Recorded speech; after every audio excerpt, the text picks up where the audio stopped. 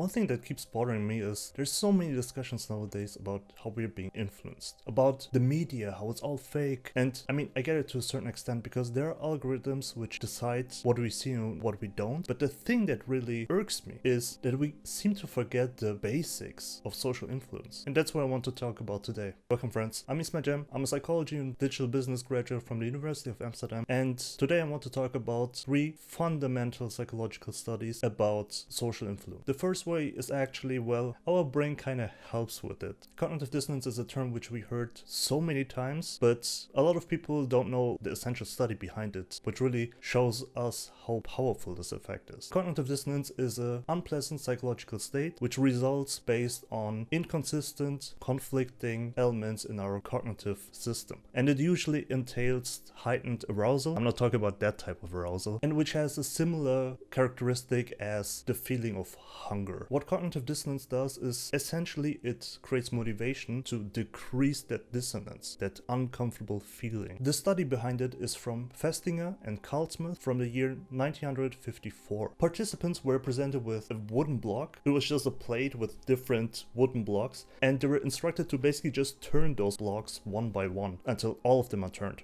As you can imagine, this really is not interesting at all. But what they were asked afterwards was basically to tell the next participant, hey, can you tell them that this was fun? Because it was very difficult to find new participants. And then they were given money for that task. One group was given $2, the other group was given $20. Fun fact, those $20 nowadays are $223 if you adjust it for inflation. Afterwards, the participants told the participant who was an actor that this was actually fun. Afterwards, they were interviewed by the original experimenters on how they thought the experiment was, whether it was actually fun or not. Now, this was interesting because the $20 group just flat out said, this was boring, this was not engaging at all, just turning blocks. Did you enjoy working on the manual test? Well, it really wasn't too enjoyable. In fact, it was rather boring. But the $2 group ended up saying, well, at the start it wasn't really fun, but after a while I kind of got the sense behind it. One person even said that it was exciting. Yes, I enjoyed it. Would you like to participate in such an experiment again? Yes, I think I would like to. So what happened here? So the $20 group essentially lied, but they knew that they got $20 for it. The $2 group, on the other hand, they did not have this explanation ready of saying, hey, I lied for $20, because one at least would hope that their integrity would allow them to not lie for a small amount as $2. But it's actually wild how turning blocks on their place can be rationalized as being something exciting. Now this is an experiment setting, but if you translate it to a real life setting, take for example a person who says that they're against going on flights because of the emission and so on. And if they then go on a flight and they're asked about, hey, isn't this going against your principle? Then they would say, actually it doesn't matter as much because there are other people that create way more emissions. So that is the real problem. It can also be something more simple if it's a person who thinks that working productive is important, but they are someone who procrastinates and then they get additional pressure which then leads them to essentially work, and then they would rationalize that they need the additional pressure instead of adjusting their productive behaviors or their habits. This whole mechanism lays the foundation of us being influenced, because if there's something which doesn't seem right with us, we are so powerful in transforming that information in a way where it makes sense and which results in less headache. And if you find yourself to be in a certain state of headache, I would be very, very careful and observant on how this headache goes away. Because often this is done as a result of us just rationalizing one part away and then forgetting about what this influence process even was. The second phenomenon is normative social influence. And this is based on a study from Solomon Asch. And this is a very fun one in my opinion. Normative social influence is basically influence where we tend to conform in order to be liked or be approved by a certain group of people. And this was done by putting in 8 students in a room, and they were presented with a very, very simple task. 3 lines were shown next to each other, and those were very dissimilar, like very different. Afterwards, 1 additional line was shown, and it corresponded to one of the shown lines, and one would have to say, okay, which line does this match to? Now, this was done a couple of rounds first to see that that, as expected, people just got it correct. And what people had to do is go one by one until each of them individually answered. The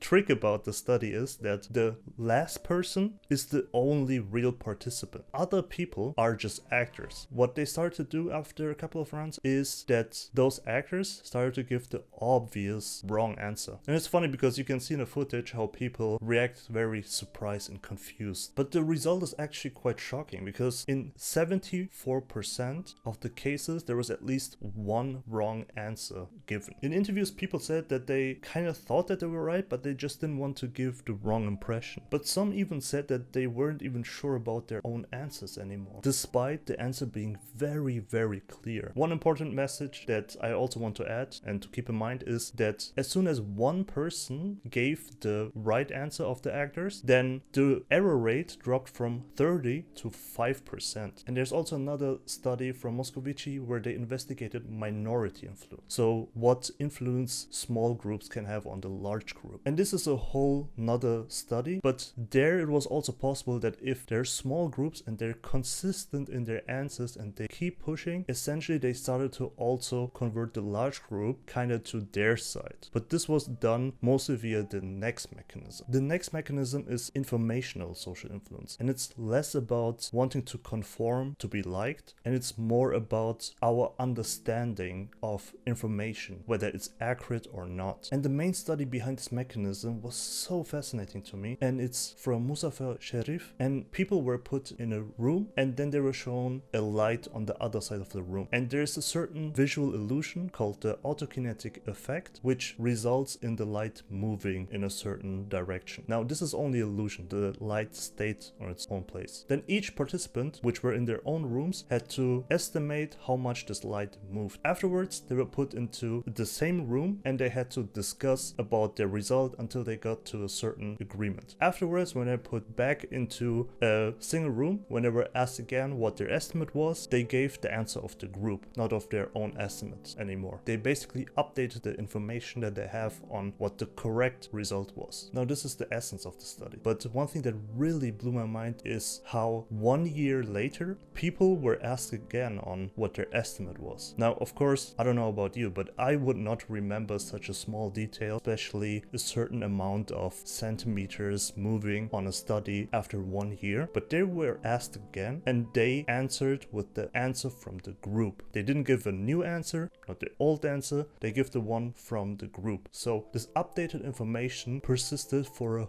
whole year. And this wasn't even because they remember it so well, it was just ingrained in them. So the takeaway from this is that not only do we get influenced on how we should behave, but we're also influenced on what we think is correct, which might seem obvious at first, but to know that this whole mechanism happens so easily, and then also how persistent and resistant it is in the long term, this is something that you should really keep in mind when evaluating new information and maybe updating old information, or thinking that old information is just not relevant anymore. Maybe the new one is actually not as correct as the old one, and now you're going into this whole thing with a fake confidence. And nowadays there's so many different ways we get influenced. Those are all valid concerns. There are many more modern developments, AI altering information. This is present, but we should really not forget in this whole process how we as humans function and what we need to take care of and consider for our own sake when we're being exposed to new information. So this means be aware that your own mind does not like discomfort, especially when it comes to new information. It does not like it and it wants to eliminate it. If you are uncomfortable, really make sure that you look at whether there are other people you want to conform to, whether you want to be liked by them or not punished by them. And another thing is whether after being exposed to new information, you just update and now you're just relaxing. This is something which occurs very quickly. You can just see a post and then think like, oh okay, never mind, this is a new statistic, so the old one is not valid anymore. But really be aware of this discomfort and then alleviation of discomfort. These are only few of the insights and studies I've learned throughout my academic journey, and I would love to share more of them. I also reflected on my academic journey and my university life. If you're interested, also created videos on that topic. But with that being said, thank you for tuning in and have a good day.